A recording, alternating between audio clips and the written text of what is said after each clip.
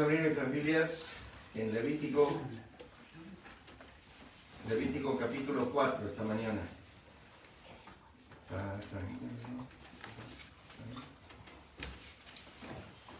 Levítico el capítulo 4, siguiendo nuestro estudio de los sacrificios que pertenecen al Calvario.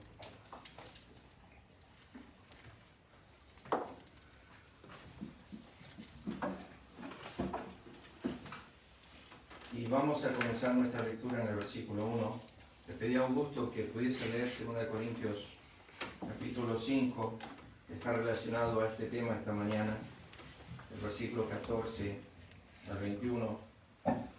Este sacrificio, el que famosamente se llama la ofrenda por el pecado, es el que más nosotros conocemos en el Nuevo Testamento, porque más claramente se ve o se observa.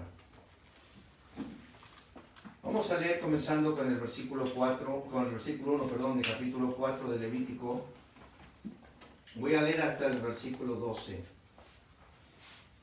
Dice así: Habló Jehová a Moisés, diciendo: Habla a los hijos de Israel y diles: Cuando alguna persona pecare por yerro en alguno de los mandamientos de Jehová sobre cosas que no se han de hacer e hiciera alguna de ellas, si el sacerdote ungido pecare según el pecado del pueblo, ofrecerá a Jehová por su pecado que habrá cometido un becerro sin defecto para expiación.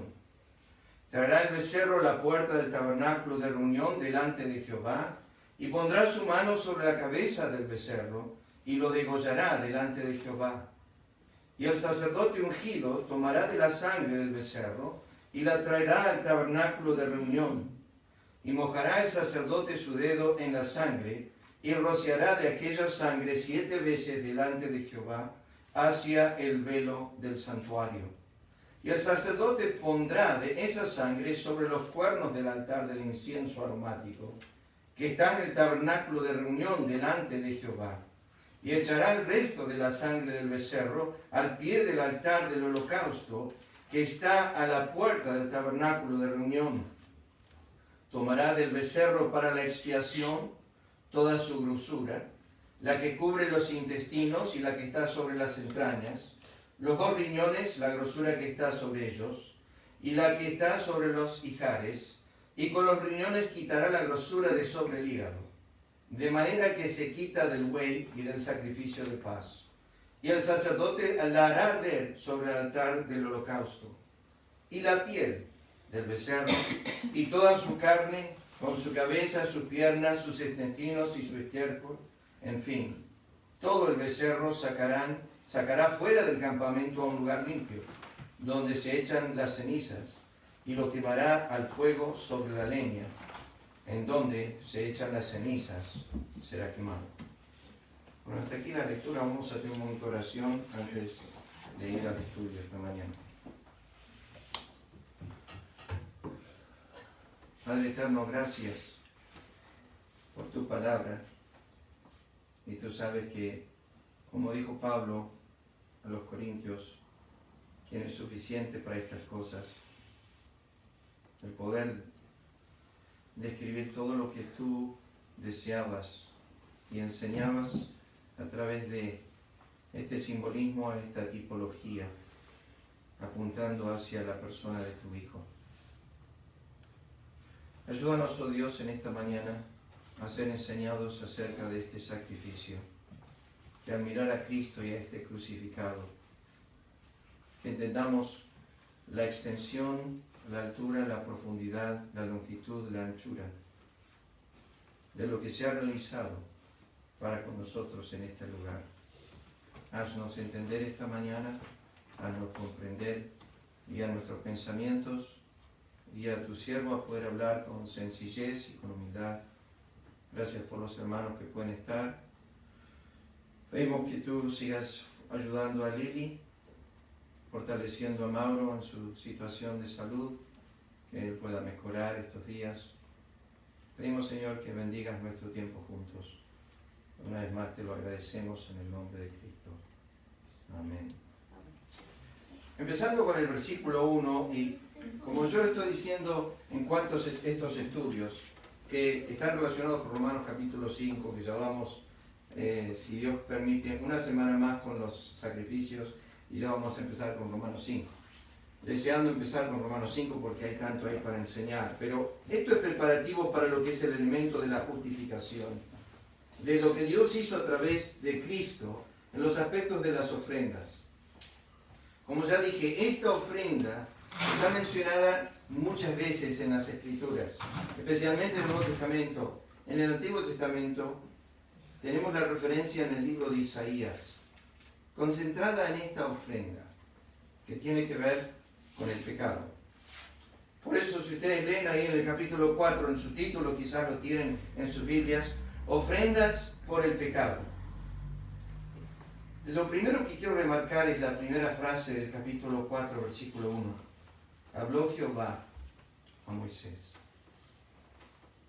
Esto surge de una relación que desde el principio lo vemos incentivada por Dios, no por Moisés. Moisés había sido guardado por Dios en su nacimiento. Pero después, más o menos cuando Moisés tenía 80 años, Jehová se aparece en el desierto, en la manera de una zarza ardiendo. Y Moisés estaba observando esta zarza que ardía pero no se quemaba. Y cuando Moisés empezó a acercar a la zarza, Dios habla con Moisés. Le dice: Moisés, Moisés, no te acerques. Quita el calzado de tus pies. El lugar donde estás es santo. La primera lección de Moisés en el desierto con Dios está relacionada a lo que estamos aprendiendo los domingos, con versículos acerca de la santidad. Hace años atrás, enseñando sobre este tema, el Señor me habló al corazón de que cada vez que Dios llamaba a sus siervos, uno de los elementos a aprender era que Él era santo. Llamó a Josué y le dijo: soy santo. Llamó a Isaías y antes de decir ¿quién irá por nosotros?, Isaías vio del trono a un ser santo y se vio a sí mismo impío. Y cada vez que vemos a Dios llamando a alguien, lo primero que hace, o poniendo a alguien en el ministerio, lo primero que hace es que esa persona se dé cuenta que Él es pecador y que Dios es santo. Eso lo observamos siempre en la Escritura. Pedro era escogido como apóstol, pero en la barca, cuando estaba produciéndose su conversión, en ese momento, Jesús estaba predicando dentro del barco y le dijo: vamos a ir más afuera al mar. Y luego le dice: vamos a tirar las redes y pescar. Y Pedro dice: Señor, yo estaba pescando toda la noche y no he sacado absolutamente nada, pero bueno, a tu palabra lo voy a hacer. Y cuando echó la red, sacó un montón de peces. En ese momento, habiendo escuchado el sermón, habiendo visto la obra de Cristo, le dijo al Señor: apártate de mí, soy pecador. Pedro estaba siendo llamado a servirle, pero antes de introducirse al servicio, debía entender que el que él servía era santo y que él mismo era pecador. Lo interesante de todo esto, queridos hermanos, es que Dios no rehúsa usar a pecadores y que Dios toma a pecadores para usarlos, pero siempre manteniendo la distancia. Que nosotros y Él no somos iguales y que Él es santo y nosotros no lo somos. Esto fue claro para con Moisés. Pero cuando nosotros estudiamos el libro de Éxodo y el de Levítico, nos introduce Dios a que tenía que hacer un tabernáculo porque Él quería habitar entre su pueblo. Y cuando hizo ese tabernáculo, en el capítulo 25, le dice a Moisés que en el lugar más santo, o lo que llamamos el lugar santísimo, que había un arca donde había 3 elementos adentro de ella con una tapa arriba, que se llamaba el propiciatorio. Dios dijo: desde allí hablaré contigo. O sea que Dios quería hablar con Moisés. Miren esa frase, por favor, capítulo 4, versículo 1. Habló Jehová a Moisés. ¿Saben cuántas veces aparece en Levítico? 37 veces. Es lo más mencionado en el libro.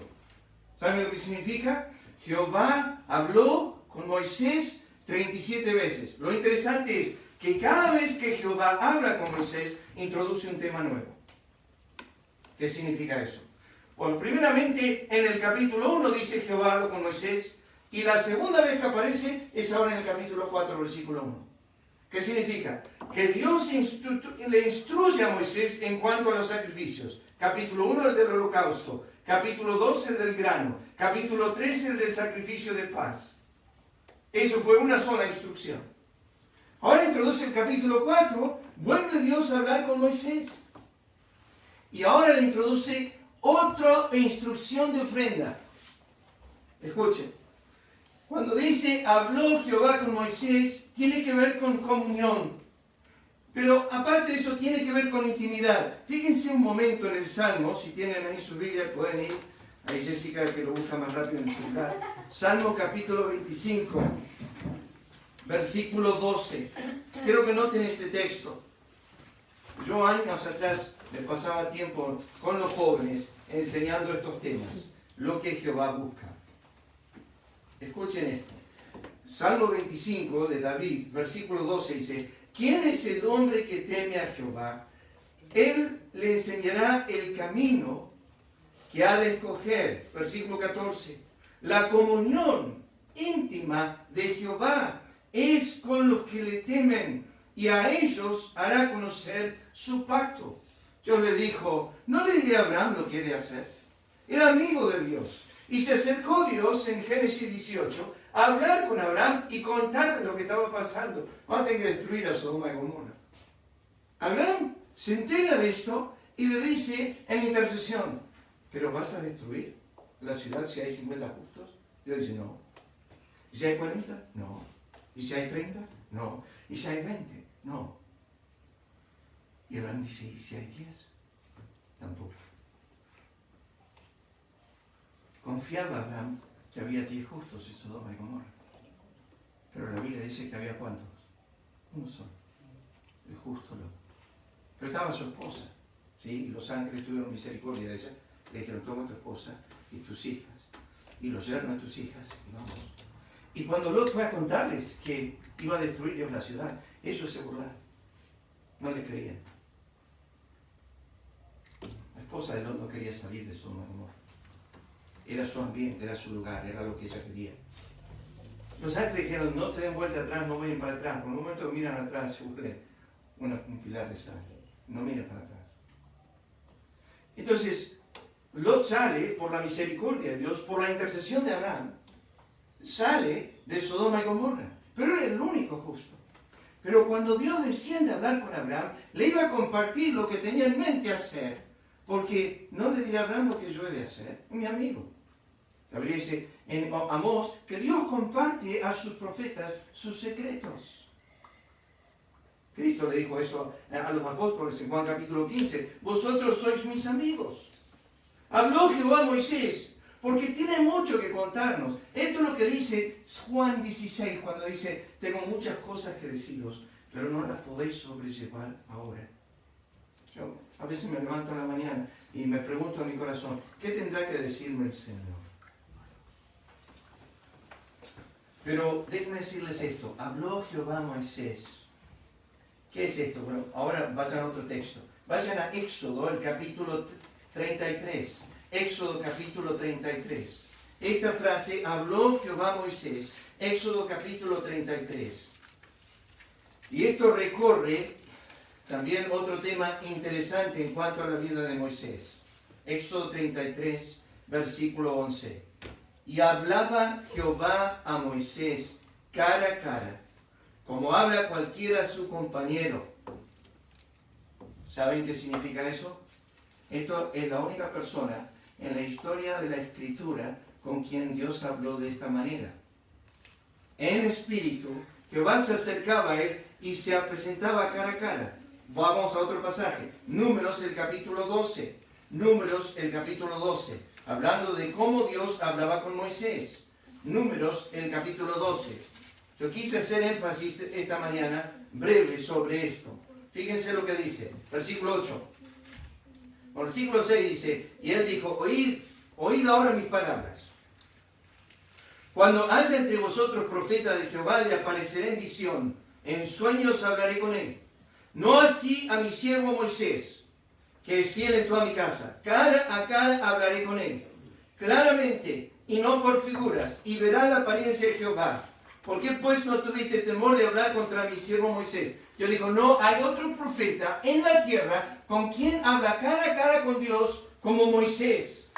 ¿Por qué no tuviste miedo de hablar contra él? Un pasaje más. Deuteronomio, capítulo 34, el último capítulo de Deuteronomio. Fíjense lo que dice el versículo 10. Y nunca más se levantó profeta en Israel como Moisés, a quien haya conocido a Jehová cara a cara. ¿Verdad? Particular. Moisés era un privilegiado, por así decir. Yo digo de Moisés yo hablo con él como habla su compañero con su compañero, como cuando nos juntamos los miércoles los hombres y charlamos cara a cara. Yo digo, así voy a hablar con Moisés. Con los profetas aparecían sueños, visiones, pero nunca directamente. No así con Moisés. Con Moisés hablaré cara a cara. Fue un profeta apartado. Fue una persona que tuvo un privilegio único. Por eso, como ustedes ven en Levítico 37 veces, habló Jehová con Moisés. Era ya casi como natural, como de amigo a amigo. Era intimidad, era comunión. Pero siempre, escuchen hermano, siempre era instrucción. Siempre tenía que enseñarle algo Dios a Moisés. Siempre era instrucción. Pondré mis ojos sobre ti, dice el salmista David. Sobre ti fijaré mis ojos. Te haré entender y te enseñaré el camino en que debes andar. Oh, si hubieras atendido a mis mandamientos. Ahora, fíjense en Levítico capítulo 4, versículo 1. Por favor, noten esto lo que dice. Habló Jehová a Moisés, diciendo, habla a los hijos de Israel. ¿Qué es esto? Él es el nexo. Él es el mediador. O sea, tenías al pueblo de Israel acá, tenías a Dios acá, y Moisés estaba en el medio. Dios hablaba con Moisés y Moisés hablaba con el pueblo. Él comunicaba. Escuchar a Moisés era escuchar a quién? A Dios. Escuchar a Moisés era escuchar a Dios.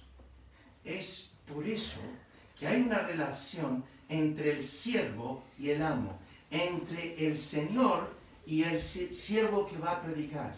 Cristo dijo, si me escuchan a mí, si escuchan a vosotros, a mí me escuchan.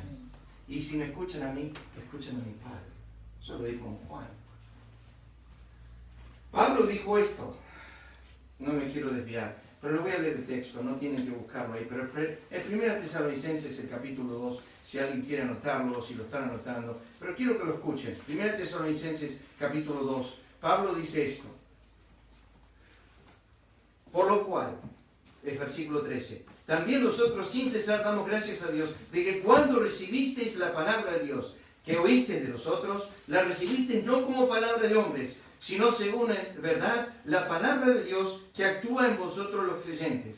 Por eso que hay una cierta verdad cuando alguien dice es el ungido de Dios o es el pastor ahí. Bueno, si está en el secreto de Jehová, Jeremías capítulo 18, y pasa tiempo en la presencia de Dios, y está esperando en Dios, y está buscando su palabra, debemos prestarle atención. Hoy no tenemos una comunicación directa así, hoy no tenemos un Jehová que habla con Moisés y que Moisés habla con el pueblo, pero Pablo sí dijo, ustedes recibieron nuestra palabra como palabra de Dios y está bien.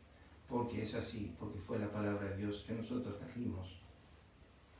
Moisés se paraba delante del pueblo y cuando él estuvo en el monte con Dios, su rostro cambió y comenzó a tener el brillo de la gloria de Jehová sobre su rostro y tuvo que ponerse un velo para poder hablar con el pueblo. Pero déjenme decirles esto, cuando Moisés hablaba, era como que Dios hablaba. Eso es importante. Porque el tema del respeto que tenemos que tener a los mensajeros que Dios manda, a los siervos que Dios manda. En el Nuevo Testamento había apóstoles y profetas, hoy pastores y maestros y evangelistas.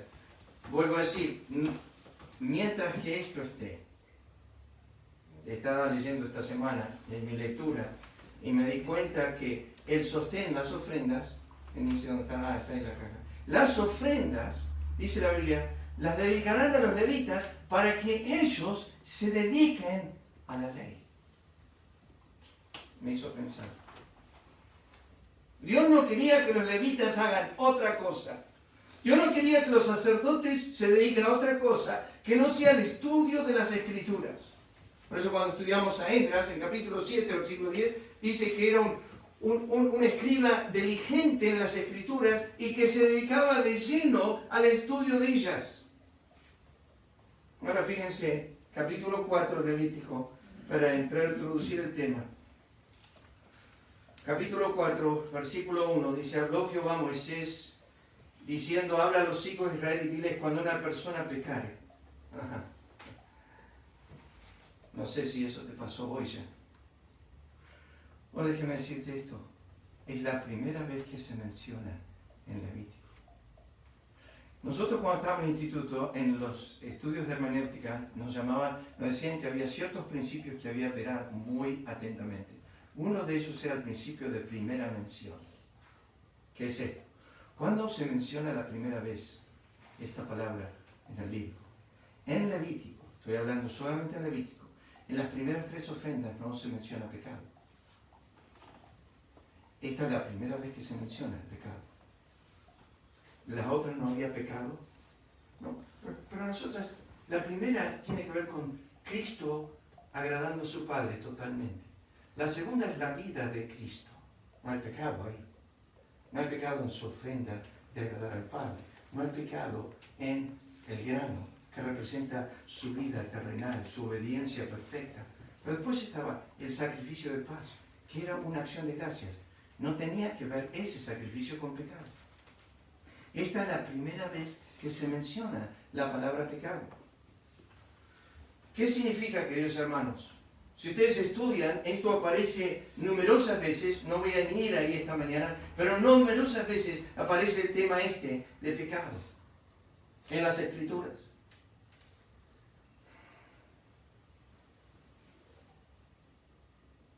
Desde temprano en la mañana hasta que me acuesto, este es un problema para mí. Es lo que dijo Pablo en Romanos capítulo 7. Un creyente está en una lucha. No está libre de pecado, está en la lucha del pecado continuamente. Lo que es bueno es que él esté en esa lucha. Si no está en esa lucha, ese es un problema. Pero fíjense lo que dice el texto. Cuando una persona pecare por yerro, en la palabra esa, es una palabra que significa por accidente, sin intención, en ignorancia. No sé si a veces te ha pasado, a mí me ha pasado como pastor, me pasa 1000 veces.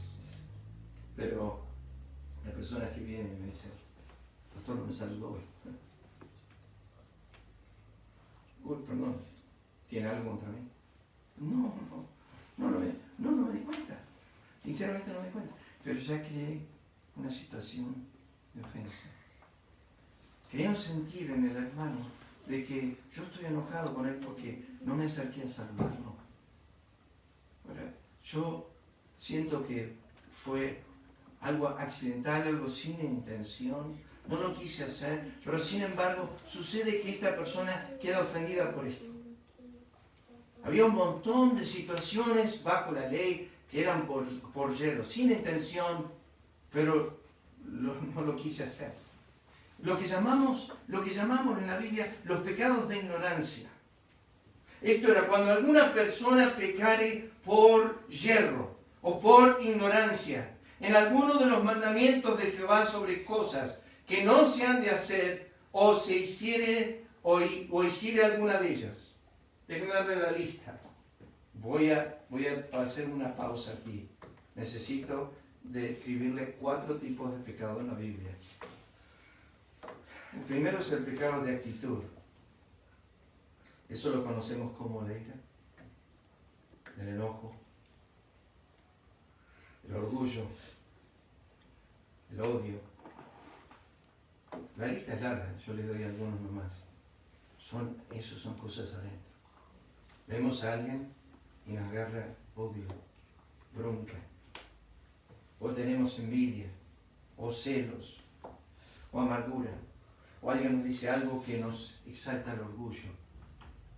No son visibles, que son pecados de actitud. Después están los pecados de acción. Emborracharse, adulterio, fornicación, robar, blasfemar. Son hechos expuestos.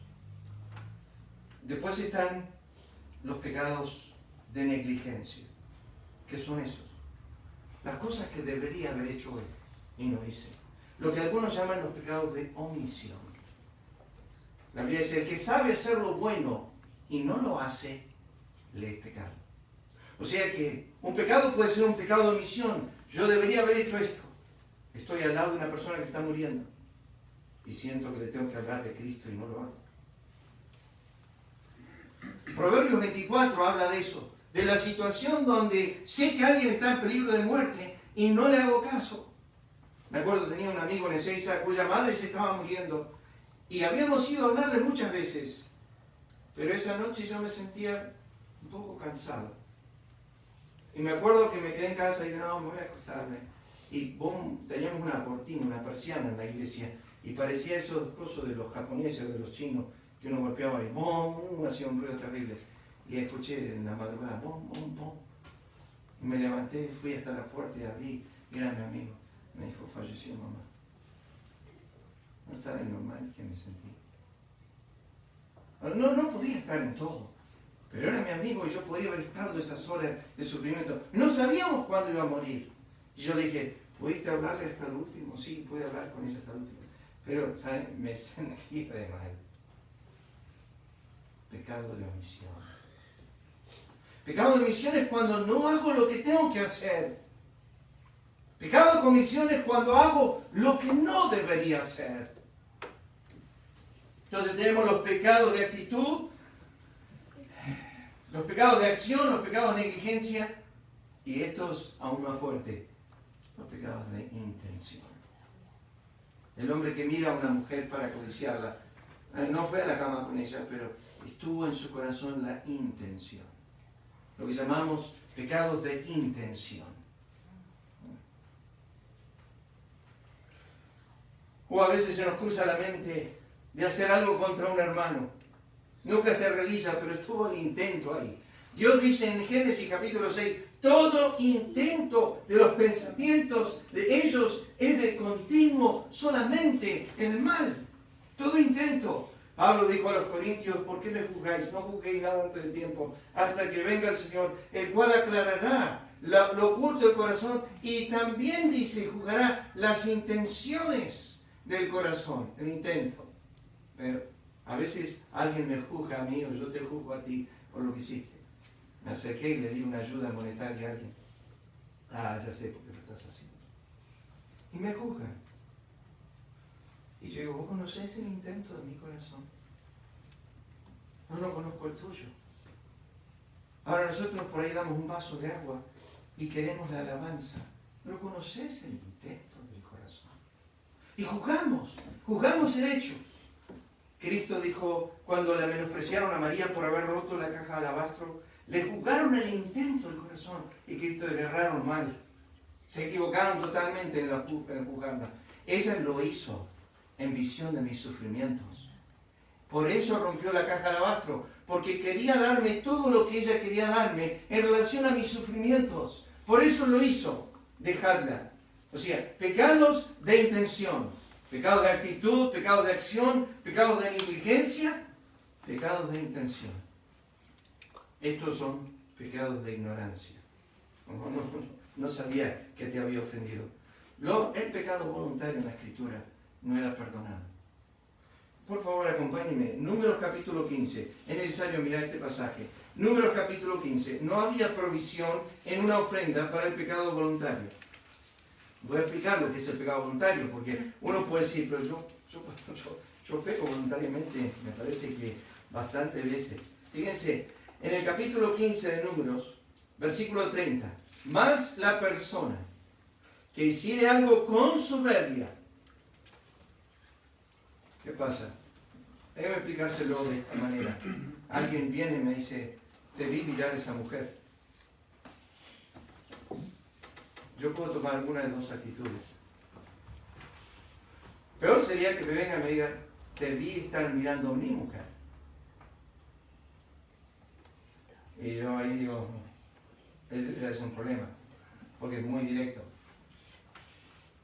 Job, en el capítulo 31, hablando de esto de mirar a la mujer, dije, hice pacto con mis ojos, ¿cómo habría yo de mirar a una virgen? Y si en tal caso lo hice, dice, que otro se acueste con mi esposa.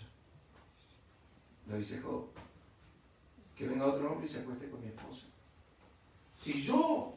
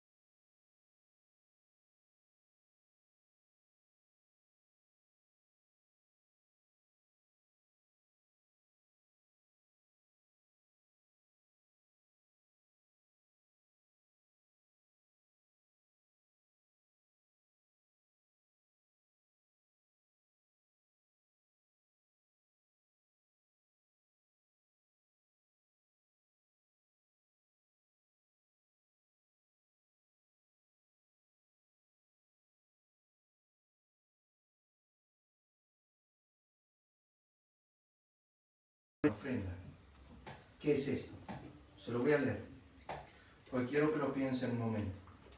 Y voy a decirles esto, yo estoy hablando ayer con el pastor Ricardo, y cruzamos palabras con él en cuanto a esto, no mal, sino tratando de discernir. Le dije, Ricardo, quiero que me soluciones. Escuché a Piper, escuché a MacArthur. Me dediqué esta semana a tratar de poder planchar esto de una vez por todas. Si un creyente peca voluntariamente, hay perdón. La única vez en el Nuevo Testamento que se menciona el pecado voluntario, es en Hebreos capítulo 10, versículo 26. Y en ese contexto, hablando de la nación de Israel y del Evangelio y de la gracia de Dios y la ley, el pecado ahí es tener un conocimiento de Cristo y rechazarlo. No tiene nada que ver con adulterio, fornicación, codicia de los ojos, no, nada que ver con eso. La única vez que el Nuevo Testamento habla de un pecado voluntario es apostasía. Tiene que ver con apartarse de la verdad. Tiene que ver con no creer en la verdad. Tiene que ver con rechazarla en el pleno conocimiento. Eso es lo que tiene que ver. Pero lo sigo planchando. Le digo por qué. Se lo voy a mencionar.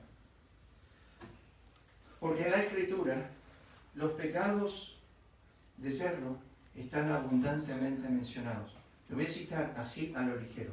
Salmo 19:12, David dijo, líbrame de los pecados que me son ocultos. David no cometió un pecado de yerro cuando se acostó con Betsabé. No cometió un pecado de yerro cuando mató a Urías. Eso eran pecados de su voluntad. Él ejercitó su voluntad para hacerlo. Él vio a la mujer que estaba absolutamente desnuda y la llamó y la trajo. Como rey tenía esa autoridad y se acostó con ella. Era un pecado voluntario de David. Y luego decidió que para no complicarse había que matar al marido. Y después me caso con ella y se terminó el problema. Dios dijo, ahí empezó el problema. No se terminó. Hiciste macana donde lo quieras mirar. Eso pecado fue voluntario. ¿Qué pasa? ¿Hay perdón? Sí. ¿Por qué? Porque en Salmo 51 dice que David ¿qué? Se humilló. No se mantuvo en orgullo, se quebrantó delante de Dios y dijo, he pecado, hice lo malo ante tus ojos, ten piedad de mí. Y Dios dice que el sacrificio ahí en ese lugar es el corazón contrito y humillado, no una ofrenda. No hay ofrenda para ese pecado, pero sí hay una ofrenda que Dios acepta, que es un corazón contrito y humillado. Pero escuchen, Pablo dijo, fui un blasfemo, un perseguidor, un injuriador, pero lo hice por ignorancia. En incredulidad. No lo hice a sabiendas, ¿saben? Cuando estaban camino a Damasco y el Señor me habló, me dijo, Saulo, Saulo, ¿y quién eres? No sabía que era el Señor. Y no sabía que yo lo estaba persiguiendo a Él. Pero todo esto lo hice en ignorancia. Hebreos 5:2 dice que el sacerdote debe recibir a los extraviados ignorantes, sabiendo que él también está rodeado de debilidad. Hebreos 9:7, ofrenda por la ignorancia. Vayan a ese texto, por favor. Hebreos capítulo 9, versículo 7. Tenía un profesor en el instituto que decía esto siempre. Y acá me meto en lío. Siempre me gusta meterme en lío. Pregunto a clase, ¿por qué pecados murió Cristo? ¿Por los voluntarios o por los ignorantes? Fíjense Hebreos 9:7. Pero en la segunda parte, solo el sumo sacerdote entraba una vez al año, no sin sangre, lo cual ofrece por sí mismo y por los pecados de ignorancia del pueblo. Cuando Cristo murió y estaba en la cruz y había unos 4 soldados romanos abajo que estaban repartiendo entre sí su vestimenta, estaban echando suertes. ¿Qué le dijo Jesús a ellos? Padre, ¿qué? Perdónalos porque no, ¿qué? Saben lo que hacen. No saben. Ignorancia. Perdónalos porque no saben. Están pecando, pero no saben. La pregunta es esta. Lucas 23:34. Cristo dijo, no saben lo que hacen. 1 Corintios 2:8 dice, si hubieran conocido que era el Señor de gloria, no lo hubieran crucificado. Lo crucificaron porque no sabían quién era.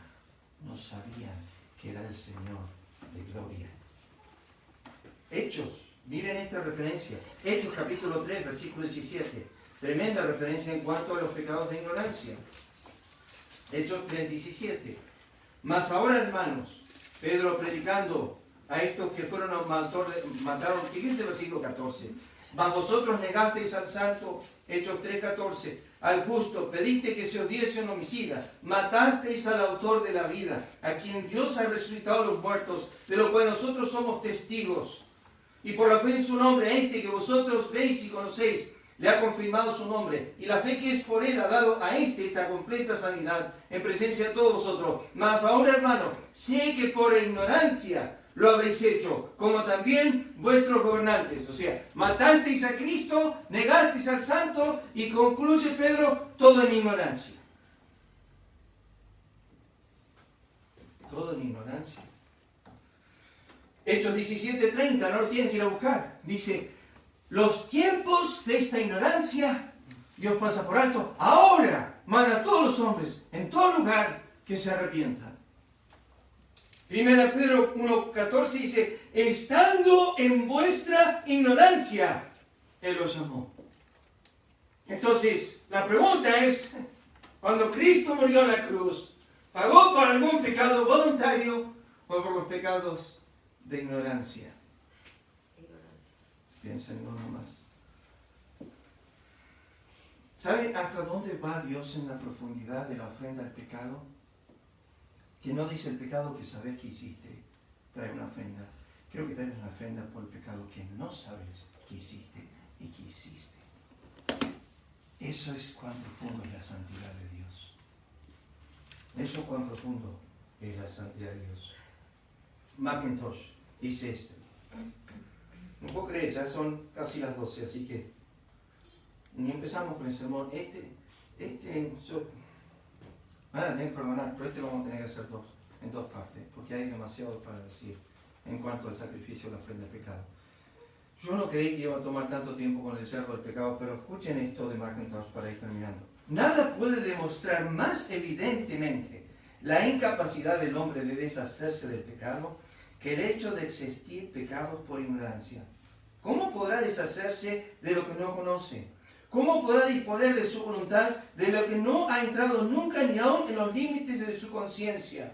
Imposible. La ignorancia en que el hombre está acerca del pecado prueba su incapacidad total para deshacerse de él. Si no lo conoce, ¿qué puede hacer en este respecto? Nada. Es tan débil como ignorante, dice Mackintosh.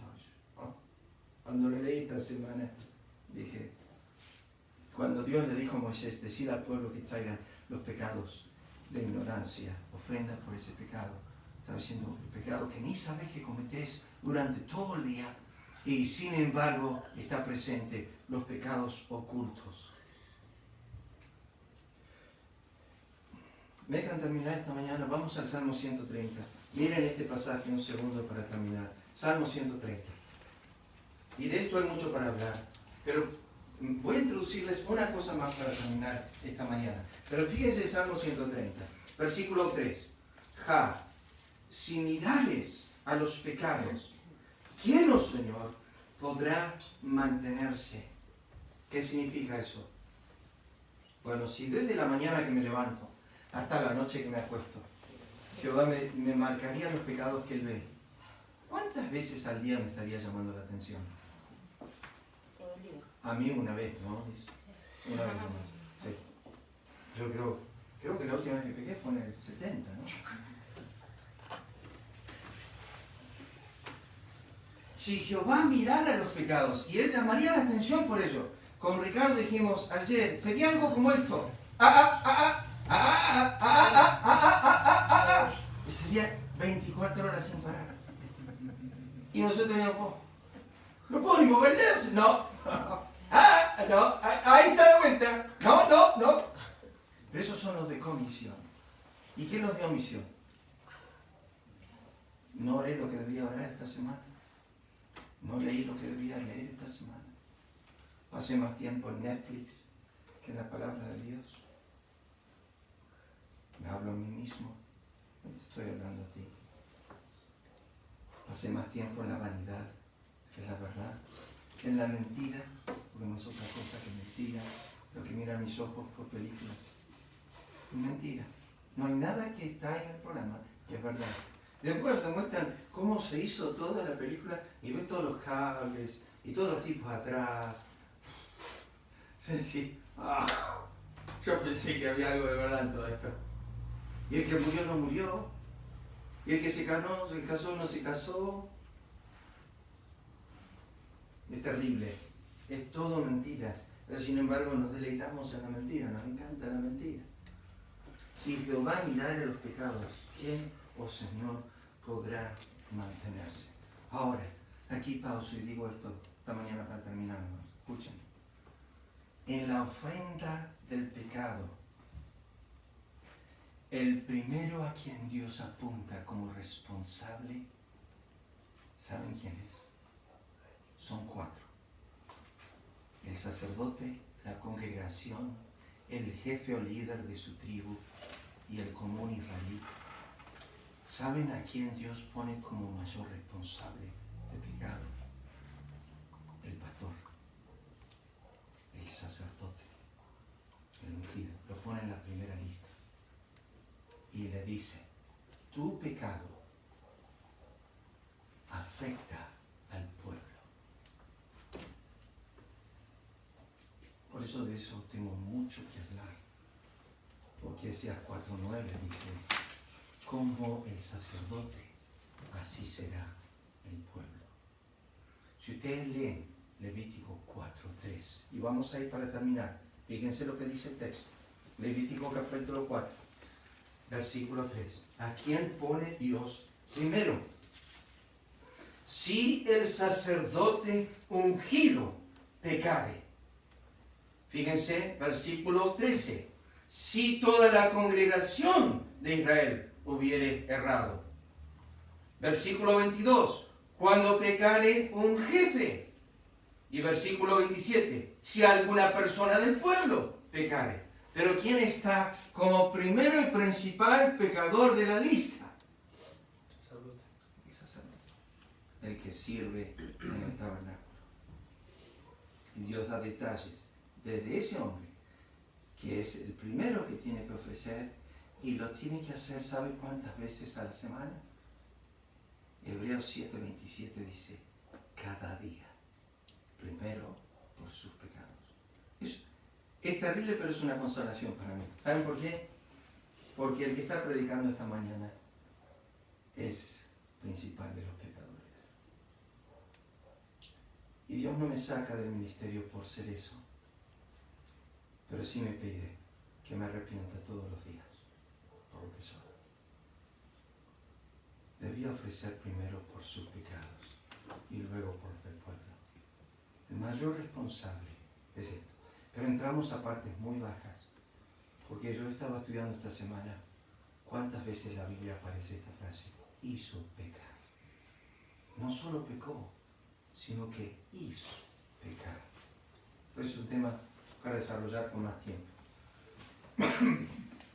Vamos a abrir nuestras Biblias a 1 Corintios 11 para participar de la cena esta mañana. 1 Corintios 11. Vamos a dejar nuestro estudio ahí, el de las ofrendas de pecado, lo seguimos bien mediante la semana que viene, en la voluntad del Señor. 1 Corintios 11, versículo 23. Creo que ya hemos hecho una reflexión que Cristo murió por esos pecados, Cristo murió por nuestros pecados, Jehová cargó el pecado de todos nosotros sobre él. Y dice el versículo 23, porque yo recibí del Señor lo que también os he enseñado. El Señor Jesús, la noche que fue entregado, tomó pan. Habiendo dado gracias, lo partió y dijo, tomad, comed, esto es mi cuerpo, que por vosotros es partido. Haced esto en memoria de mí. El cuerpo fue utilizado de Cristo para cargar con nuestro pecado. Asimismo tomó también la copa después de haber cenado, diciendo, esta copa es el nuevo pacto en mi sangre. Haced esto todas las veces que la bebieres en memoria de mí. El derramamiento de la sangre de Cristo fue para lavar nuestros pecados. Así pues, todas las veces que comieres este pan y bebieres esta copa, la muerte del Señor anunciáis hasta que Él venga. Voy a pedir a Lucas, no sé dónde están los elementos, si puede repartir, ahí están. Vamos a participar de la cena del Señor para terminar esta mañana.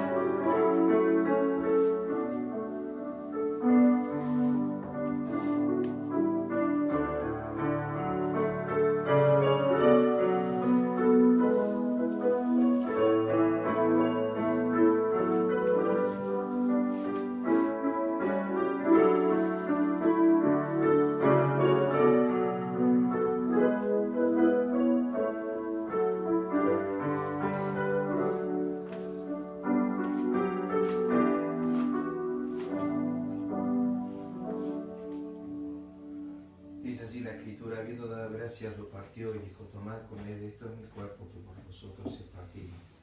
Haced esto en memoria de mí. Todos juntos.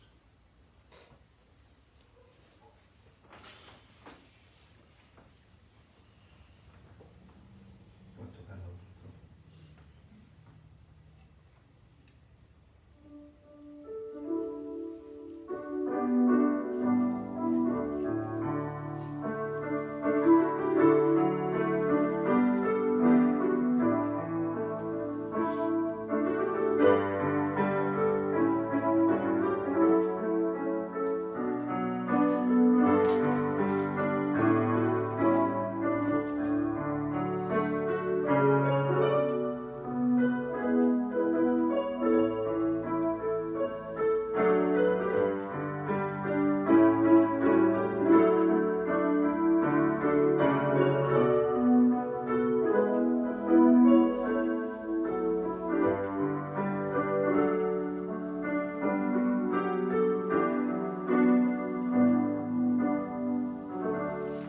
Asimismo tomó también la copa después de haber cenado, diciendo: esta copa es el nuevo pacto en mi sangre.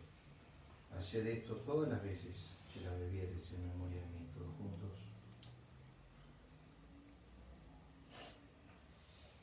Así pues, todas las veces que comieres este pan y bebieres esta copa, la muerte del Señor anunciáis hasta que Él venga. Vamos a orar para terminar. Padre, gracias por habernos amado con un amor que no empezamos nosotros a entender, y la expresión de ese amor en Cristo, la dádiva de ese amor en tu Hijo, que es incomprensible para nosotros. Gracias por poder reunirnos esta mañana. Bendice nuestro tiempo juntos y tu palabra, que podamos siempre estar haciendo memoria de aquel que nos amó y nos lavó de nuestros pecados con su sangre. Pedimos tu bendición en el nombre de Cristo.